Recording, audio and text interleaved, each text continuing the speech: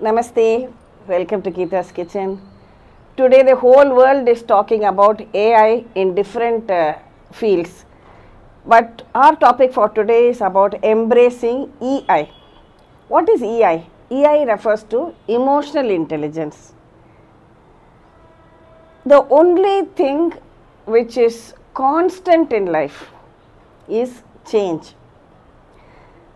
Change is always there every day, in every situation. People change, situation changes, attitudes change, the way we respond changes, the way we react also changes, depending on the situation, depending on the people, depending on our mood swings, depending on so many other factors.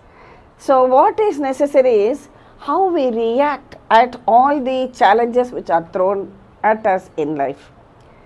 What is thrown at us in life is not in our hands, it's not under our control. Thrown at us meaning the way others react towards us, or the remarks they make, or whatever situations we may be in. But what is in our control is how we react to those situations.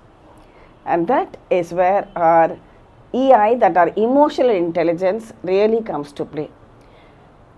Many people talk of having continuous stress and lot of conflicts in their relationships. But a simple thing is to see that we don't react to every situation in life.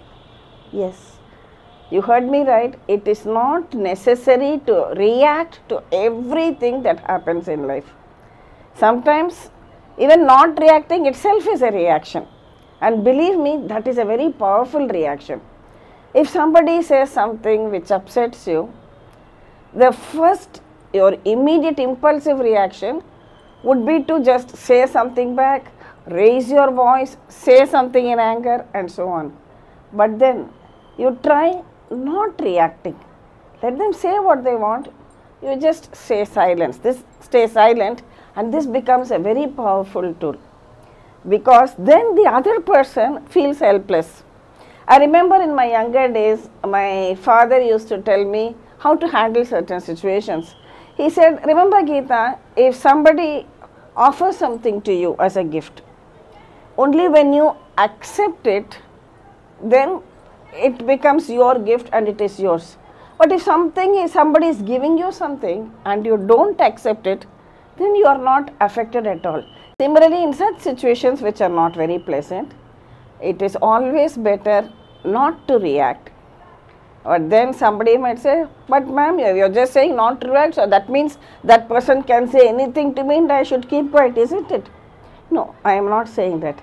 What I am saying is, don't react impulsively, don't react immediately. But what you really need to do is respond. What is the difference between reacting and responding? Very simply put, somebody acts and what you do? You react immediately, impulsively. Reacting is when we say something without thinking, and this very often is because we become emotionally upset. We are not in control of our emotions, and then we just say something without thinking. Whereas responding means you are taking a pause, trying to tackle the situation, understanding what the situation is, just for a few minutes even, and then deciding on the course of action you need to take, and then responding. This small pause between reacting and changing into a response can make great wonders for you in your everyday life. Our impulsive knee-jerk reaction very often is out of our fears and insecurities.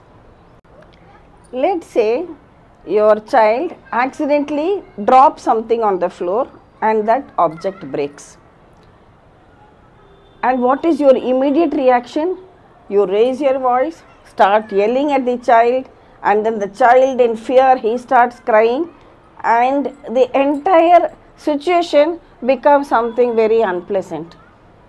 Instead, if you just take a pause, yes, I do agree what he has broken could have been something expensive, could have been something which was very dear to you, but yes, now the object is broken, finished.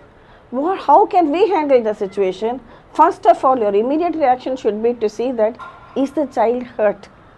Maybe he has not cut his finger or something, let's say it's a piece of crockery or glass, be sure that he has not hurt. Ask him to step away from that place and then clean up the mess. Next, the child is also feeling very bad about it and he is crying because one is he is scared, secondly you have shouted at him. So first of all, make him calm and reassure him. Now, next what we need to do is then explain to him that mistakes do happen and tell him the need to be careful every time. So when the child is told the necessity about handling things with care or not meddling with certain objects which are on the table or something which has been kept inside a cupboard, then the child understands. So now what have I done? We have taken a pause. Instead of reacting, the mother, what has she done? She has responded. So in many simple situations like that, try to respond instead of react, so that it will be a very pleasant atmosphere. You might say, Geeta, it's very easy for you to say, you don't know how the situation is at home. I am busy in the kitchen and my child has broken something and the guest is soon to arrive. That's exactly when we need to control our emotions. It will not come overnight. Practice it every day in small simple steps. Maybe today out of 10 times, once you have practiced it, that is one step ahead of you. This way you will get good emotional control. Another simple example I will give you. Maybe a little more grown up child you have at home and he has brought home his report card and you have a look at his report card. You are not worried about that he got A's in say language and maybe science, but when you look at maths, it says that he has done very poorly with maths. Maybe he has got a D or he has failed in math.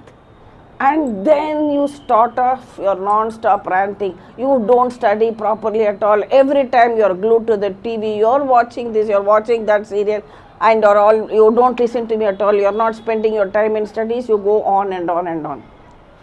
Instead, that is your reaction. Instead, how can you respond? Sit the child beside you and ask him, why is it that even last time your mark in math was poor, again this time also the mark has come down? What is the problem? Is it that you don't understand the subject? Do you need some help with any particular chapter? Very often in my experience I have seen it could be, especially with children say of class 4 or 5, it could be the child is not able to see the blackboard very clearly, especially with numbers, and then he is not able to keep up with the class and he doesn't perform well in his test too. So these are all small things in which a parent can respond to a particular situation instead of reacting and losing her temper and creating an emotional outburst. This choice presents itself to us at all times, every day of our life. Maybe it is a parent you are dealing with, maybe it is your co-worker at office, maybe it is your spouse, but there again, it is up to you to decide whether you want to react or you want to take a pause and respond later. Let me give you another example. The other day, a young woman was talking to me, and maybe she has just been married for a year or two. And she told me, you know what, auntie, when his relatives come home, he wants me to make so many kinds of dishes and prepare everything and take care of them very well. But if somebody from my side, my uncle or my cousin comes, he doesn't even bother to say hello to them. And she was feeling very bad about this. And she said, that's what happened, and then I could not shout in front of the guests, but I felt very bad about it. Do you think I should keep quiet in this situation also? I told her, no, definitely not. You need not keep quiet. But the way you have handled it is good in the sense that you did not react immediately. But what can she do in such a situation? Okay, you did not react because the guests were there. But it doesn't mean you have to ignore it and allow the spouse to continue with his rude behavior also. Instead, after the guests have left, the better way for her to respond would be to broach the subject when she is a little calm and not so upset, and go up to him and tell him, maybe you could reconsider how you treat others.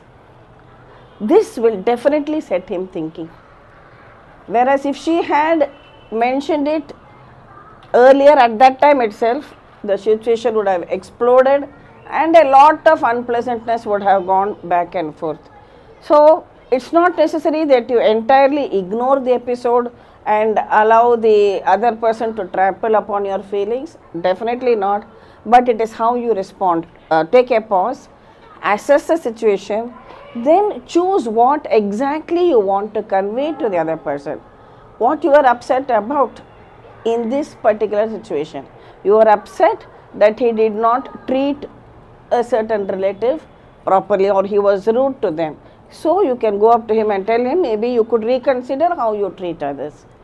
When you react to a person's negative actions or comments, what happens is you are giving them control over your emotions, and that is not going to help you at all. Very often it is a good idea not to notice or not to react the actions or comments of negative or toxic people. Better just stay away, don't react. As I said earlier on in this talk, not reacting is also a reaction, and a very powerful one at that. It is something which gives you complete strength. You are the person who decides whether you are going to react or not. So when you do that, automatically the opposite person feels helpless. Over the years, I have come to realize this facing different situations, and it is just when you keep silent in many crucial times, it really helps to save the situation, where later on you need not regret saying something either. Remember, self-control is strength. You need not react to the unnecessary negative comments of somebody else at all. If I don't react to what somebody said or did, it does not mean that I didn't notice it. Yes, I noticed it. But then I decided that it is not worth my time and energy to react to that situation. That is where my strength lies. That is where I keep my peace of mind. That is where my emotional control resides. See, as today's generation, they use a particular word very often, that is cool. Cool ma, cool. Yes, keep your cool, be calm, be cool, and try not to react to everything that happens in your life. For some things, respond. For others, it may not even require a response. You can just stay silent or ignore it, which in itself is a response. So by taking that small pause and shifting from reacting to responding, we improve our emotional intelligence, we cultivate relationships, and we are able to navigate life's challenges with greater resilience. And most of all, we can live a very happy and peaceful life, stress-free, calm and smiling always.